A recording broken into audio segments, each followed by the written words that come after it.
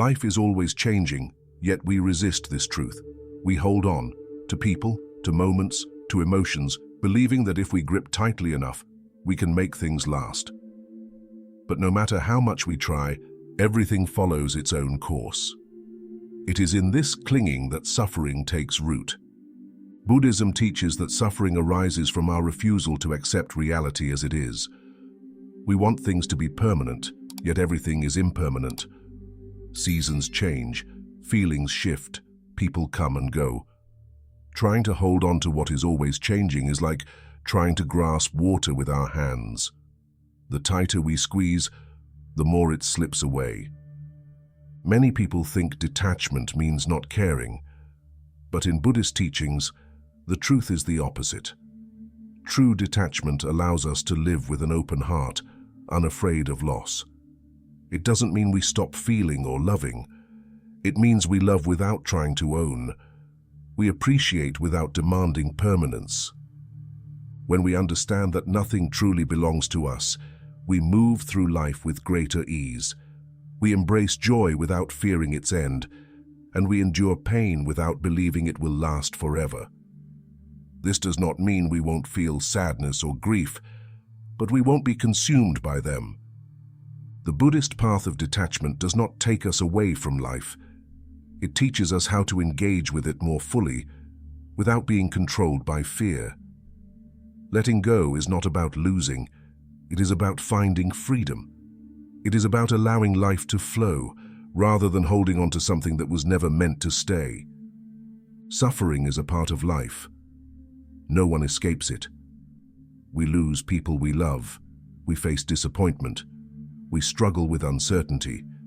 But Buddhism teaches that suffering is not just something that happens to us. It has a cause. And if it has a cause, it also has a solution. This understanding is at the core of the Four Noble Truths, the foundation of Buddhist wisdom. The first truth is simple: suffering exists. Life is filled with moments of joy, but also with loss, change, and unmet expectations. We try to avoid pain, but no matter how much we resist, suffering finds its way in. The second truth tells us why we suffer: attachment. We crave permanence in a world that is constantly changing. We cling to relationships, believing they will always stay the same. We hold on to identities, possessions, and even emotions, fearing what will happen if we let go. But Buddhism teaches that suffering does not come from external events. It comes from how tightly we hold on. The third truth offers hope. Suffering can end. If attachment is the cause, then learning to let go is the key. When we stop resisting change and accept life as it is, suffering loses its power over us. The fourth truth shows us the way forward. Buddhism teaches that freedom from suffering is possible through the Noble Eightfold Path, a way of living that brings clarity, wisdom, and inner peace. This is not about escaping life, but about moving through it with awareness and balance. Nothing in life remains the same. Yet, we often act as if it does, resisting the natural flow of change. Buddhism teaches that impermanence, Anicca, is not something to fear, but something to understand. Nothing in life stays the same. The seasons change, the body ages, emotions rise and fall. Yet, we resist this truth. We try to hold on to people, to moments, to a version of ourselves that no longer exists. But Buddhism teaches that impermanence, Anicca, is not something to fight against. It is the very nature of existence. Everything that arises will also pass away. This is not just a philosophical idea. It is something we can observe in every aspect of life. A flower blooms and withers. A wave rises and crashes. Happiness comes and goes, just as sadness does. Yet, instead of accepting this natural flow, we cling. We chase pleasure, hoping to make it last, and we fear loss, hoping to delay the inevitable. In doing so, we create suffering. Buddhism does not see impermanence as a problem. Instead, it offers freedom. If nothing lasts forever, then neither do our struggles, our pain, or our fears. The things we hold on to so tightly will change whether we want them to or not. When we accept this, we stop grasping, and in that release, we find peace. A common mistake is thinking that impermanence makes life meaningless. But it is precisely because nothing lasts that each moment matters. If everything were permanent, we would take it for granted. The beauty of life is in its fleeting nature. A sunset is breathtaking because it doesn't last. A meaningful conversation is valuable because it happens only once. Impermanence does not mean we should detach from life or stop caring. It means we should fully appreciate each moment, knowing that it is temporary. When we stop expecting things to last forever, we begin to experience them as they truly are: precious, fleeting, and beautiful in their imperfection. Clinging to the past will not bring it back. Fearing the future will not stop it from coming. Buddhism teaches that the only place we truly exist is in the present, and the present is always changing. We spend our lives building an identity. We define ourselves by our past, our beliefs, and the roles we play in the world. We say, "This is who I am," as if our sense of self were something fixed, something solid. But Buddhism challenges this idea. It teaches that the self we cling to so tightly is just an illusion. This concept is known as Anatta, the absence of a permanent self. Look closely, and you will see that you are not the same person you were 5 years ago. Your thoughts have changed.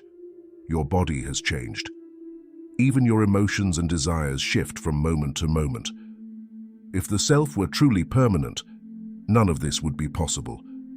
Yet we insist on holding on to an identity, fearing that without it, we will lose our sense of existence. Buddhism teaches that suffering arises when we attach to this false sense of self. We take things personally, believing that every insult, every failure, and every success defines us. We hold on to labels: smart, successful, unworthy, broken, as if they were absolute truths. But when we let go of these rigid identities, we realize that we are not one fixed thing. We are a continuous flow, always evolving. This doesn't mean that we stop existing. It means we stop limiting ourselves to a narrow definition of who we think we are. The mind creates a story, but the story is not reality. The more we grasp at an identity, the more we suffer when life challenges it. A person who believes they must always be strong will struggle when they feel vulnerable. Someone who ties their worth to success will suffer when they fail. When we understand Anatta, we become lighter. We stop being trapped by our past and stop fearing the future. We move through life with more ease, knowing that we are not defined by any single moment. The illusion of self dissolves, and with it, so does much of our suffering. Nothing stays the same, not even who we think we are. Buddhism invites us to let go of this illusion and experience the freedom of simply being. When people hear about detachment in Buddhism, they often misunderstand it. Some think it means cutting off emotions, withdrawing from relationships, or living without passion. Others assume the opposite, that without attachment, life becomes empty and meaningless. But Buddhism does not teach extremes. It follows the middle way, a path of balance between attachment and indifference. Too much attachment leads to suffering. We cling to people, possessions, and ideas, believing they define us. We fear change, resist loss, and struggle when things don't go as expected. But swinging to the other extreme, complete indifference, creates another kind of suffering. Without care or connection, life loses warmth. Avoiding emotions entirely is not freedom. It is avoidance. Buddhism teaches that true detachment is not about rejecting life, but engaging with it fully, without being controlled by it. It is possible to love without possessing, to care without clinging, and to experience joy without the fear of losing it. This is the balance of the middle way. Imagine holding a bird in your hand. If you grip too tightly, you harm it. If you open your hand completely, it flies away.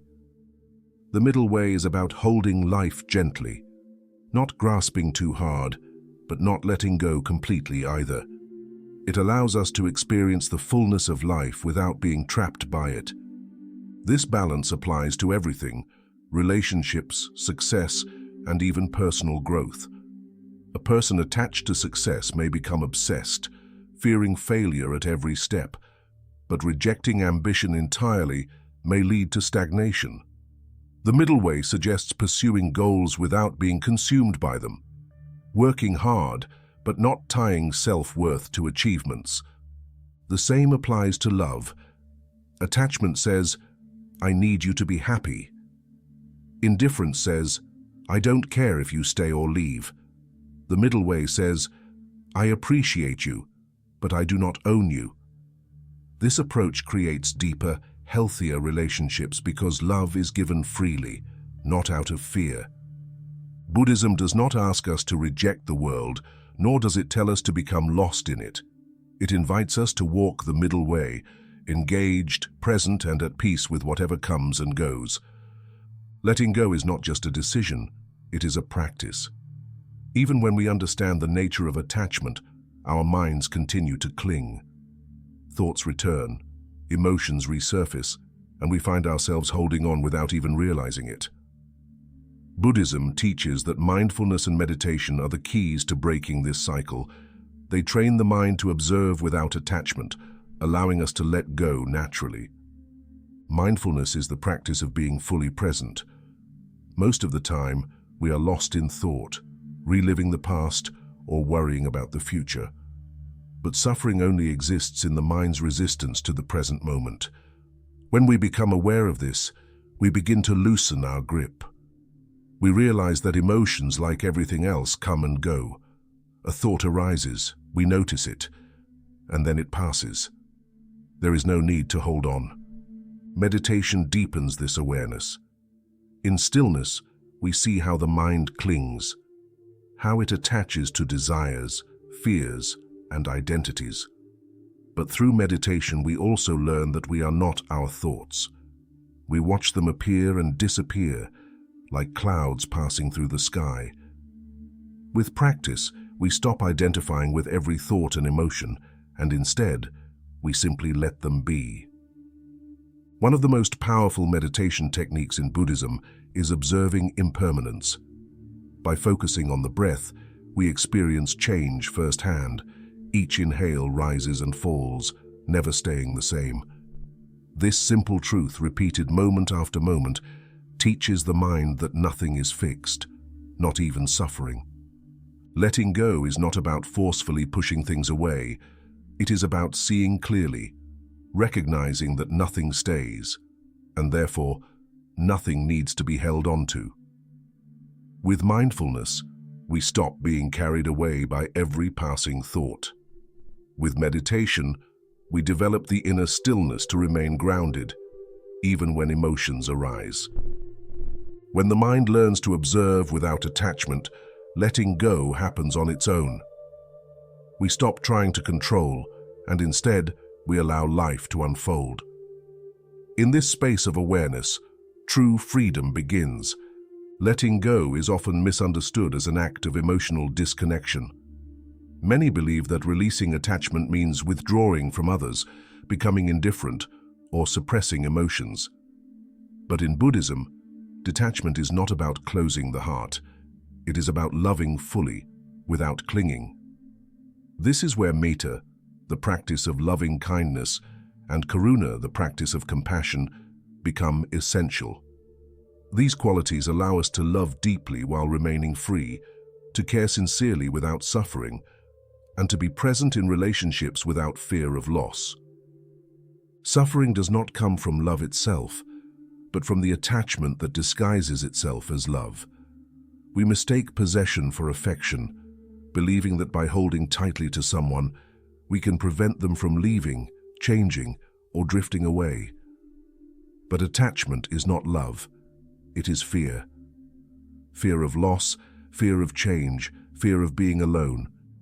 It binds us to suffering because it is rooted in control rather than freedom. The tighter we hold on, the more we suffer when life inevitably changes, as it always does.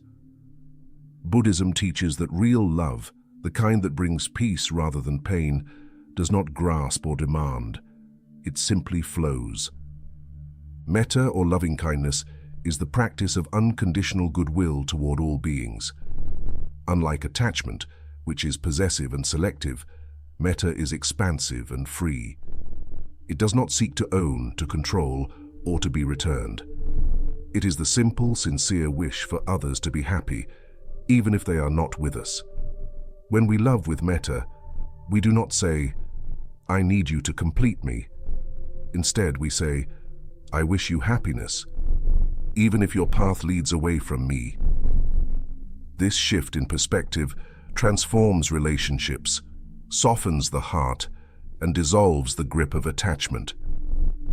Karuna, or compassion, is the ability to witness suffering, our own and others, with an open heart. Many resist letting go because they fear it means abandoning those they care about. But compassion does not require attachment. It allows us to support others without carrying their burdens as our own. True compassion sees suffering clearly, but does not become trapped by it. Imagine a person drowning in a river. If we jump in without awareness, we risk drowning with them.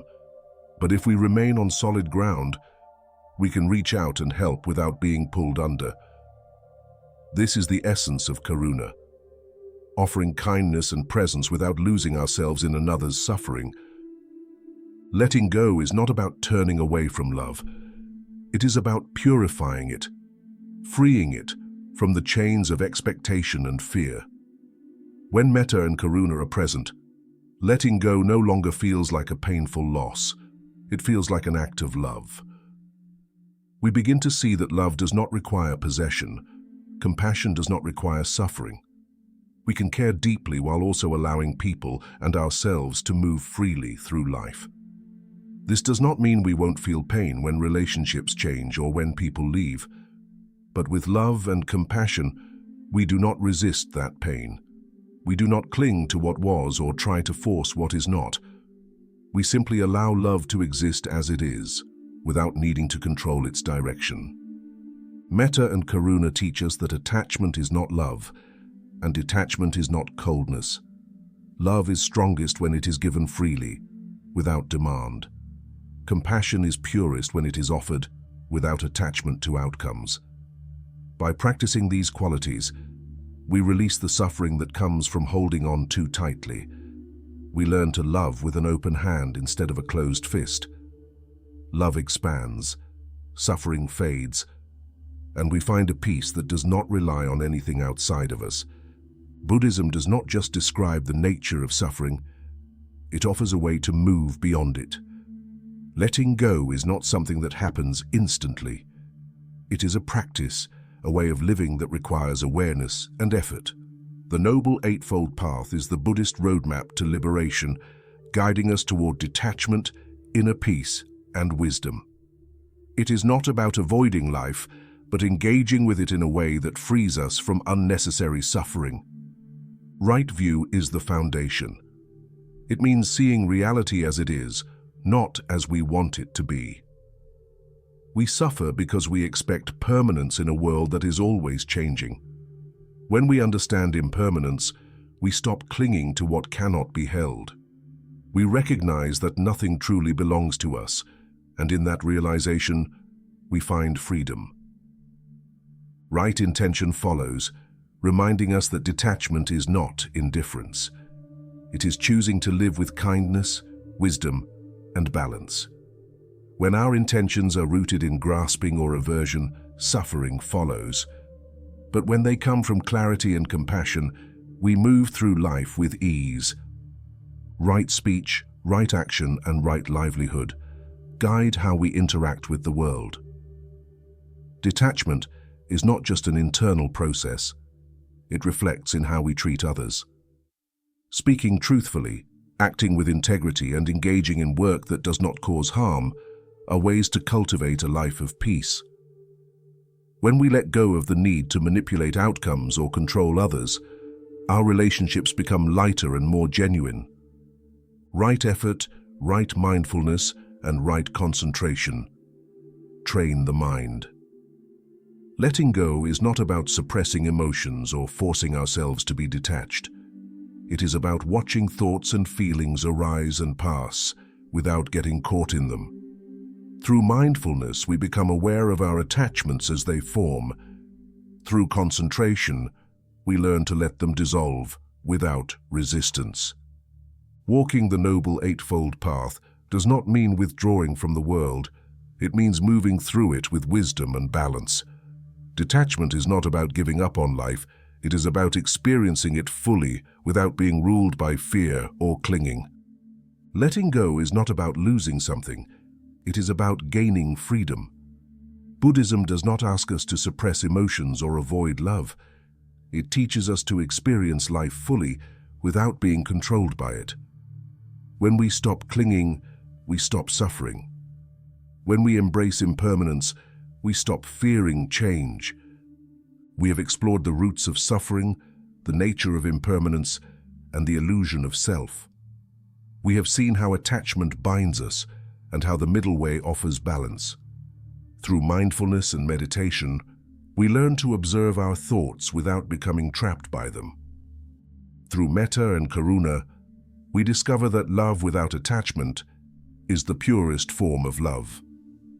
And through the Noble Eightfold Path, we find a practical way to walk through life with wisdom and peace. Letting go is not a single action but a way of being. It is a daily practice, a gentle release of control, a shift in perspective. It does not mean we no longer care. It means we care with openness rather than fear. The things we hold on to, the identities we cling to, the expectations we place on life, none of them define us. When we loosen our grip, we discover a deeper peace, one that is not dependent on anything external. The path of Buddhist detachment is not about withdrawing from life, but about stepping into it more fully. It is about loving without possessing, living without grasping, and moving through the world with an open heart. In the end, letting go is not about giving up. It is about finally being free.